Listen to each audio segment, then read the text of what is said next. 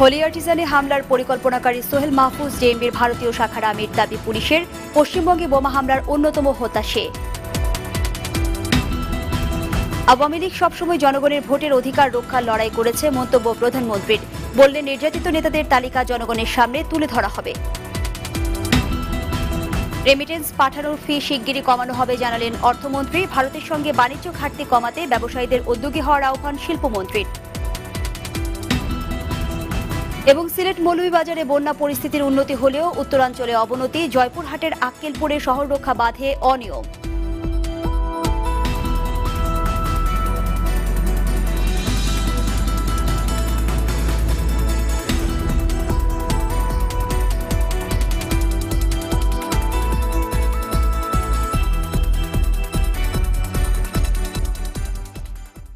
আসসালামু আলাইকুম, স্বাগত আরটিভি সন্ধ্যার সংবাদে।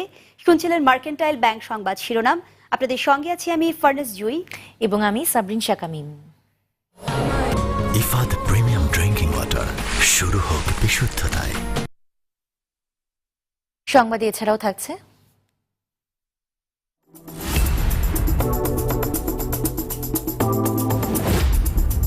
দেশের জুয়েলারি ব্যবসার হালচাল নিয়ে ধারাবাহিক রিপোর্টের তৃতীয় পর্ব।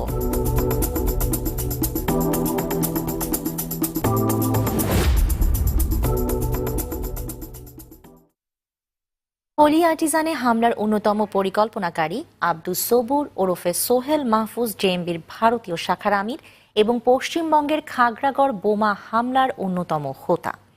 তাকে ধরিয়ে দিতে 10 লাখ রুপি পুরস্কার ঘোষণা করেছিল পশ্চিমবঙ্গ পুলিশ। সোহেল মাহফুজকে গ্রেফতারে হোলি আর্টিজান মামলার তদন্ত আরও এক ধাপ এগিয়ে গেল বলে সংবাদ সম্মেলনে জানান পুলিশের কাউন্টার টেরোরিজম ইউনিটের প্রধান মনিরুল ইসলাম। বিস্তারিত মাসুদ মোস্তাহিদের রিপোর্টে। নব্য জেএমবির উত্তরাঞ্চলীয় কমান্ডার সোহেল মাহফুজ জেএমবির প্রতিষ্ঠাকাল থেকেই জড়িত ছিলেন। বাংলা ভাইয়ের সঙ্গে কাজ করার সময় পুলিশের নজরে আসলে 2006 সালে পালিয়ে ভারতে আশ্রয় নেয়। পরে জেএমবির ভারতীয় শাখার প্রথম আমির হন সোহেল মাহফুজ। বাংলা ভাইদের সাথে সে কাজ করত এবং ওই সময় সেই কথিত সর্বহারা নিধনের নামে একটা অভিযানকালে সে মূলত ককটেলের আঘাতে তার একটা হাত উড়ে যায়। এরপর ধরপাকড় শুরু হয়। ধরপাকড়ের এড়াতে সে ভারতে আশ্রয় গ্রহণ করে। সে প্রথম ইন্ডিয়ান জেএমবির প্রথম আমির হিসেবে সে ওইখানে তাকে মনোনীত করা হয়। 2014 সালের পর দেশে এসে চাঁপাইনবাবগঞ্জে আস্তানা গড়ে তোলে মাহফুজ। হোলি আর্টিজান হামলার পরিকল্পনা প্রণয়নে তার গুরুত্বপূর্ণ ভূমিকা ছিল বলেও জানান তিনি। হোলি আর্টিজান অ্যাটাকের পরিকল্পনা প্রণয়নে গুরুত্বপূর্ণ ভূমিকা পালন করে। যেহেতু তার এক্সপ্লোসিভ সম্পর্কে তার ভালো ধারণা রয়েছে, সেই হিসাবে অন্যান্য যে সমস্ত ম্যাটেরিয়ালস অর্থাৎ এক্সপ্লোসিভস বা বোমা তৈরি এবং এই অস্ত্র যেগুলো ব্যবহৃত হয়েছিল এগুলো আনয়নের ক্ষেত্রে তার ভূমিকা রয়েছে বলে আমাদের ইতোপূর্বে তদন্তে বেরিয়ে এসেছে। সোহেল মাহফুজ গ্রেপ্তারে গুলশান হামলা মামলার তদন্ত অনেকটা এগিয়ে যাবে বলে আশা এই পুলিশ কর্মকর্তার। আমরা মূলত 5 জনকে খুঁজছিলাম, একজন গ্রেপ্তার হলো, 4 জন আমাদের এখনো গ্রেপ্তার হতে বাকি আছে। সেই 4 জনের ভিতরে কেউ কেউ গুরুত্বপূর্ণ রয়েছে, 2 জন অন্তত বেশ গুরুত্বপূর্ণ রয়েছে। আর এর বাইরে এদেরকে জিজ্ঞাসাবাদ করে যদি নতুন কোনো তথ্য বেরিয়ে আসে অর্থাৎ নতুন কোনো নাম বেরিয়ে আসে সেটা তো ভিন্ন কথা, কিন্তু এখন পর্যন্ত আমাদের আরো 4 জন আমাদের গ্রেপ্তারের অপেক্ষায় আছে, যারা পলাতক রয়েছে, গ্রেপ্তারের চেষ্টা করছি। শুক্রবার দিবাগত ভোররাতে চাঁপাইনবাবগঞ্জের শিবগঞ্জ উপজেলার পুষ্কনী এলাকা থেকে সোহেল মাহফুজ সহ তার 3 সহযোগীকে গ্রেপ্তার করে চাঁপাইনবাবগঞ্জ জেলা পুলিশ ও কাউন্টার টেরোরিজম ইউনিট। পরে তাদের ঢাকা ডিএমপি কার্যালয়ে নিয়ে আসা হয়। মাসুদ মুস্তাহিদ, আরটিভি, ঢাকা। কলামিস্ট ফরহাদ মজহারের হঠাৎ গুমের আসল রহস্য এখনো পুলিশের তদন্তে বের হয়ে আসেনি বলে জানিয়েছেন পুলিশের মহাপরিদর্শক শহীদুল হক। সম্প্রতি জঙ্গি বিরোধী অভিযানে পুলিশের ব্যাপক সাফল্য এসেছে বলে দাবি করেন তিনি। জঙ্গি দমনে পুলিশ সবসময় দক্ষতার সঙ্গে কাজ করে যাচ্ছে বলেও জানান আইজিপি। সকালে রাজধানীর ডিপ্লোমা ইঞ্জিনিয়ার্স ইনস্টিটিউটে যমুনা ব্যাংকের আয়োজনে মাদক বিরোধী সেমিনারে প্রধান অতিথির বক্তৃতায় তিনি এসব কথা বলেন। বিশেষ অতিথি ছিলেন ব্যাংকটির চেয়ারম্যান ইসমাইল হোসেন সিরাজি ও প্রধান নির্বাহী শফিকুল আলম।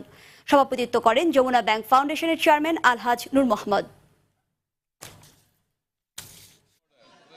এখন পর্যন্ত তদন্তে আমরা যে সমস্ত তথ্যপত্র পেয়েছি সেই তথ্যপত্রের আলোকে প্রাপ্ত তথ্যের আলোকে আমাদের ধারণা হয়েছে এটা কোনো অপহরণের ঘটনা না আমাদের ধারণা।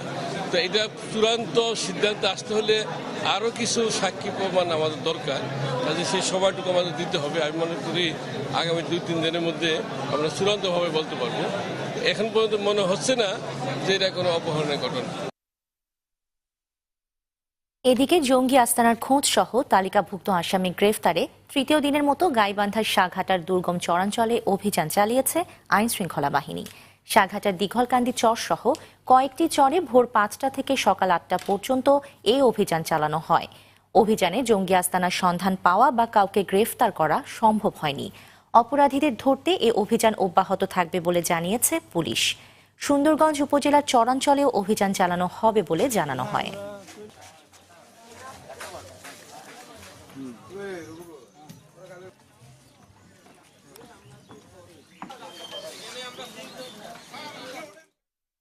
আওয়ামী লীগ সবসময় জনগণের ভোটের অধিকার রক্ষার লড়াই করেছে। বিকেলে গণভবনে অনুষ্ঠিত আওয়ামী লীগের কার্যনির্বাহী সংসদের সভায় এ মন্তব্য করেন প্রধানমন্ত্রী শেখ হাসিনা। এ সময় প্রধানমন্ত্রী বলেন, সরকারি থেকে বিএনপি বিরোধী দলের উপর যে অত্যাচার করেছিল, ক্ষমতায় থেকেও প্রতিশোধ নিতে যায়নি আওয়ামী লীগ। বিরোধী দলে থাকার সময় তৎকালীন সরকারি দলের নির্যাতনের তথ্য ও নির্যাতিত আওয়ামী লীগ নেতাদের তালিকা জনগণের সামনে তুলে ধরা হবে বলে জানান শেখ হাসিনা। নির্বাচন প্রক্রিয়া জিয়াউর রহমান নষ্ট করা শুরু করেছিলেন বলেও অভিযোগ করেন প্রধানমন্ত্রী Sheikh Hasina.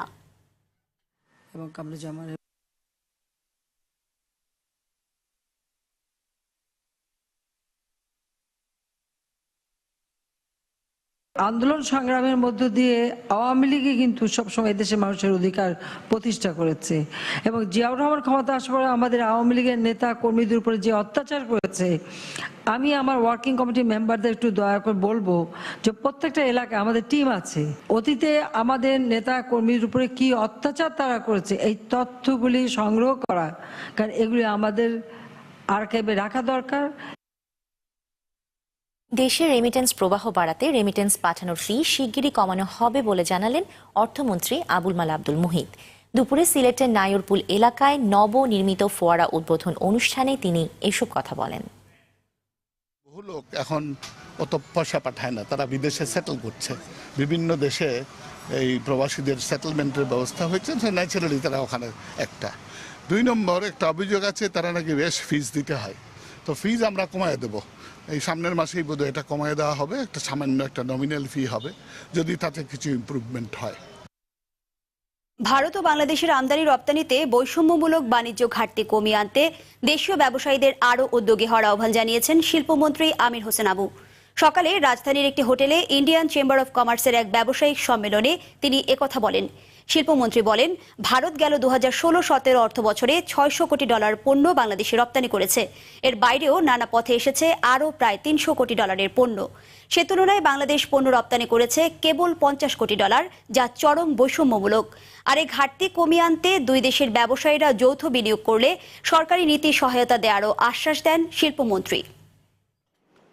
Indian investment in Bangladesh with the possibilities of re-export to India can help to diversify exports for Bangladesh, which can help to bring down the trade gap. As Minister for Industries, I would like to assure you that our government will provide every possible support and cooperation to our Indian friends who have been there with us for a long time. Sylhet ও মৌলভীবাজারে বন্যার পানি কমলেও ব্রহ্মপুত্র যমুনার পানি বাড়ায় ডুবে গেছে গাইবান্ধা, সিরাজগঞ্জ ও জামালপুরের নতুন নতুন এলাকা। গাইবান্ধার সদর, সুন্দরগঞ্জ, ফুলছড়ি উপজেলা নিম্নাঞ্চল প্লাবিত হওয়ার সঙ্গে সঙ্গে বিভিন্ন স্থানে নদী ভাঙনও দেখা দিয়েছে। জামালপুরে বাহাদুরাবাদ পয়েন্টে যমুনার পানি বিপদ সীমার 33 সেন্টিমিটার উপর দিয়ে বইছে। ডুবে গেছে দেওয়ানগঞ্জ ও ইসলামপুরের নিম্নাঞ্চল। প্রায় 25,000 পরিবার পানিবন্দী হয়ে পড়েছে। সিরাজগঞ্জেও যমুনার পানি প্রবাহিত হচ্ছে বিপদ সীমার উপর দিয়ে। গেল রাতে চৌহালি উপজেলায় রক্ষা বাঁধের প্রায় 60 মিটার এলাকা ধসে যায়। এদিকে সিলেট ও মৌলভীবাজারে বন্যার পানি কিছুটা কমলেও বিশুদ্ধ পানি ও খাবার সংকটে রয়েছে বানভাসীরা। ছড়িয়ে পড়েছে পানিবাহিত নানা রোগ। টানা বৃষ্টি ও পাহাড় ধসে বান্দরবানের সড়কগুলোর ব্যাপক ক্ষতি হয়েছে। দেশের সবচেয়ে উঁচু থানচি আলীকদম সড়কের বিভিন্ন স্থান ভেঙে পড়েছে। জেলা সদরের সঙ্গে রুমা ও রোয়াংছড়ি উপজেলা সড়ক যোগাযোগ বন্ধ আছে।